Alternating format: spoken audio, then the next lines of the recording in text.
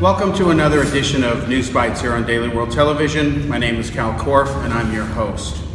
The United States of America has attacked Syria. President Donald Trump has launched somewhere between 50 to 60 cruise missiles from 2 naval vessels which were off the coast of Syria. There was no warning in advance of this attack. Trump has long said that he's not going to tip off his hand ahead of time to any enemies, and Russia was not warned about it either. Now, this is going to be interesting because Trump was in the middle of meeting with the president of China, and then a cruise missile strike is launched. Trump targeted the Air Force base that allegedly launched the weapon of mass destruction attack, the sarin nerve gas attack that murdered innocent civilians and especially children. There are ramifications for what Trump is doing because he said that if necessary, the U.S. would act alone to enforce international law, that they would not cower from the responsibility that other nations have by refusing to hold Syria accountable for crimes against humanity, war crimes, and using weapons of mass destruction. Daily World will run a special in tomorrow's newspaper breaking down all of the elements that are relevant to this issue. In the meantime, the world has yet to react, and what's going to prove especially interesting is Trump haters.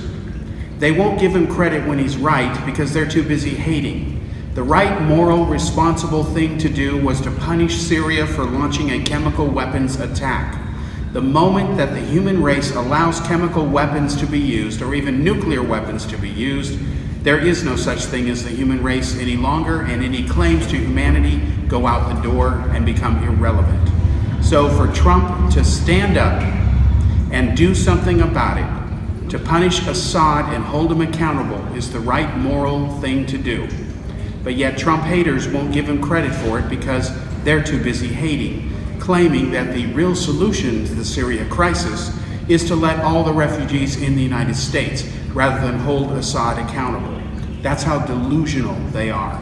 And let us remember one important thing, folks, and I'll break it down for you very bluntly as I always do. It was Barack Obama, Trump's predecessor, who said he drew a line in the sand, a red line he emphasized, saying that if Assad were dare to use chemical weapons, that would be it. He'd authorize taking him out or launching a military strike. But as history has shown, Obama lied to the world and wimped out. Cowardly, he went ahead and dumped the issue and responsibility onto the U.S. Congress, who, knowing his game, and that it was a game, and that he wasn't sincere, refused to back him. Obama did nothing. Syria was never truly disarmed. If they had been genuinely disarmed, as Obama lied to the world and said, as well as John Kerry, who was the Secretary of State back then, this recent weapons of mass destruction attack could never have happened. And if Obama had drawn his line, his red line in the sand, using anything else but invisible or disappearing ink, this WMD attack could not have happened, and Trump would never have to come in and clean up the mess.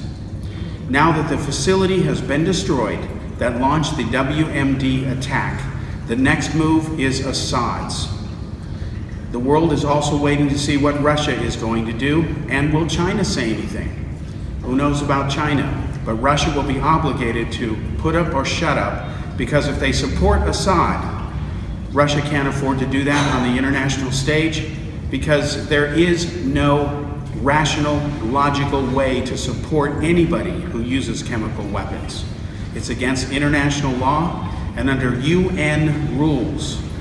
If any country uses weapons of mass destruction, that country's leadership can be taken out, even with military force. It is authorized and permitted to do so. Daily World will provide you updates as this story unfolds and as events merit.